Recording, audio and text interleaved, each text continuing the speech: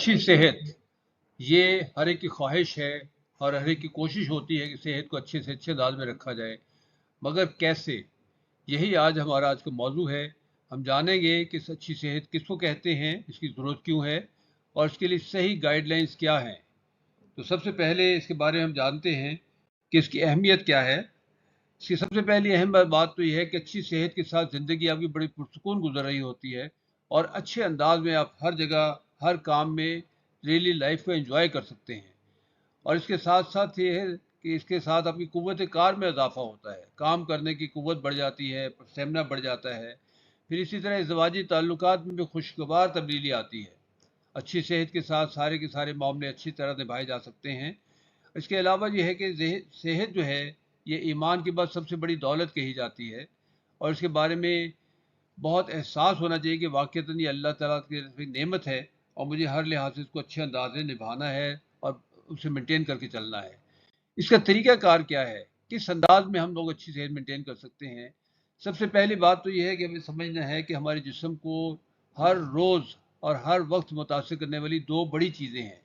एक तो है खाने पीने की चीज़ें। जो चीज़ भी हम इनटेक लेते हैं, जिसमें में डालते हैं, वो सिर्फ जायके की हद तक नहीं है या एक ऐसी आम सी रूटीन नहीं है, बल्कि वो जिस्म के एक एक हिस्से को मुतासर करता है।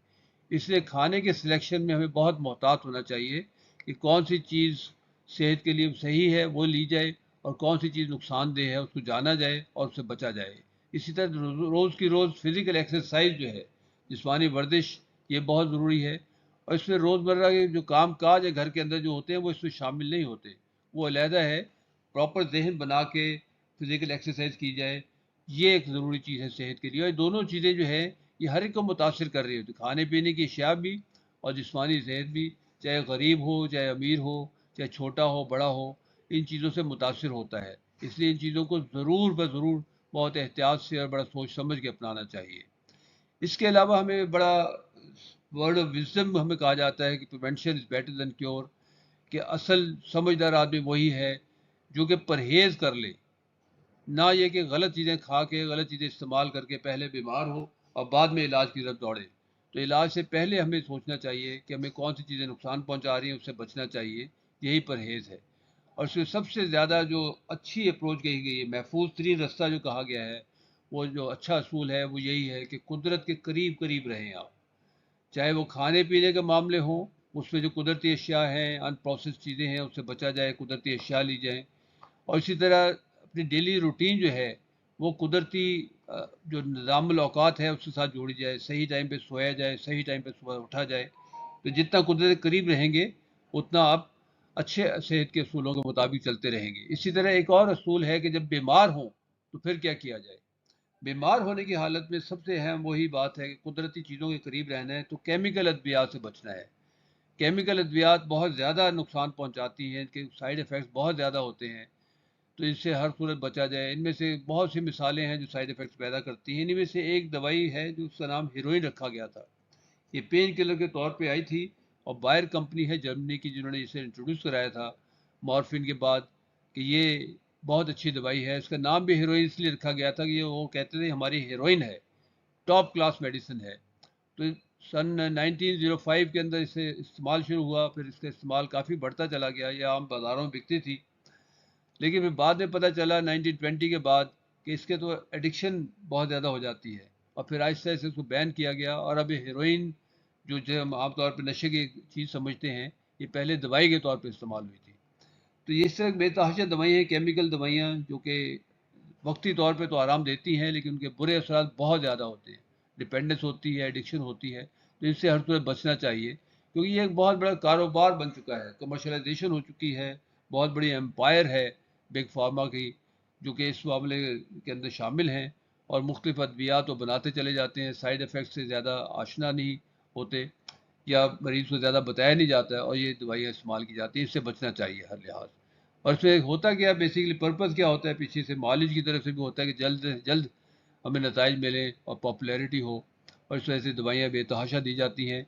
ये यहीं पर है हमारे मुल्क में, बाहर के मुल्क में ऐसा नहीं है। यहाँ पे जैसे एंटीबायोटिक बहुत जल्दी दे दी जाती हैं, बाहर के मुल्कों में एंटीबायोटिक बहुत देर बाद आती है लिस्ट के अंदर, शुरू में नहीं दी जाती हैं। इसलिए अगर بیمار ہونے کے علاوہ کبھی ایسا موقع آ جائے کہ سرجری کا فیصلہ کرنا ہو کہ سرجری کروائی جائے، آپریشن کروایا جائے یا نہ کروایا جائے، تو اس میں بہتر اصول یہی ہے کہ کم از کم 2 یا 3 ڈاکٹرز ایسے ہوں کہ جس سے مشورہ کیا جائے.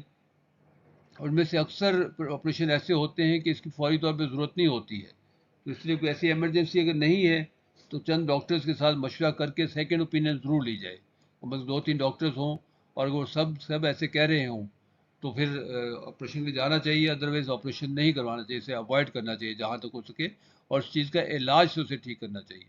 ادویات ایسی ملتی ہیں، قدرتی ادویات بھی ہیں جو بڑی بڑی چیزوں کو ٹھیک کر دیتی ہیں. مثلا گلے کا آپریشن بہت جلدی کر دیا جاتا ہے بلا سوچے سمجھے. ٹونسلز جو ہیں، ٹونسلز کے بہت اچھے علاج موجود ہیں قدرتی ادویات کے ذریعے، جس سے ٹونسلائٹس جیسی بیماری جو ہے اسے نجات حاصل ہو جاتی ہے.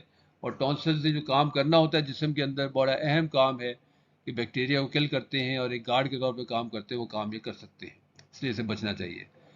اور میڈیکل اخلاقیات یہی کہتی ہیں کہ پیشنٹ کو ساری کی ساری بات بتائی جائے کہ جو آپریشن کرنے لگے ہیں ہم لوگ، اس سے کیا نقصانات ہیں اور کیا فائدے ہیں. مکمل طور پہ اس سے نقصانات کی بھی چیز بتائی جائے کہ اس سے یہ چیز محروم ہوگی، اگر تمہارا پتا نکالا جا رہا ہے تو اسے باقی زندگی میں کیا کس چیز سے تمہیں حساب کا پیش آئے گا، تمہاری فیٹس کا میٹابولزم کیسا ہوگا. یعنی مکمل طور پہ اسے بات بتانا یا میڈیکل اخلاقیات میں ہے، یہ ضرور ہونا چاہیے. بس یہ چیزیں ہیں جو چیزیں ہمیں مد نظر رکھنی ہے اچھی صحت کے لیے.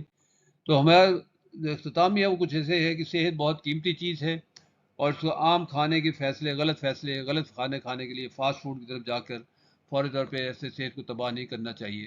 کیمیکل ادویات سے بچیں کیونکہ ان کے بہت زیادہ سائیڈ ایفیکٹس ہیں، صحت اس سے خراب ہوتی ہے. اور صحت کو برقرار رکھنے کے لیے ہمیشہ قدرت کے قریب رہیں، جسمانی ورزش کا پراپر بندوبست کیا جائے، اس کا اہتمام کیا جائے اور اس کی ریگولیرٹی رکھی جائے، پابندی کے ساتھ اسے کیا جائے. بازاری کھانوں اور پروسیس فوڈ سے بچا جائے، اس سے ہر لحاظ سے اجتناب کیا جائے، اور چینی سے بچا جائے. چینی جو ہے بذات خود اسے سویٹ پوائزن بھی کہا جاتا ہے، یہ بہت زیادہ ہائیلی پروسیس ہوتی ہے چینی جو ہے، تو اس سے مکمل طور پہ اجتناب ہونی چاہیے. اگر شوگر ہو گئی ہے تو شوگر سے نجات حاصل کی جائے. اب وہ زمانہ نہیں ہے جب کہا جاتا ہے کہ یہ لائف لانگ ڈیزیز ہے. اب لیٹسٹ ریسرچ کے مطابق اس کا علاج ہو سکتا ہے تو اس کا علاج کروایا جائے. Thank you very much.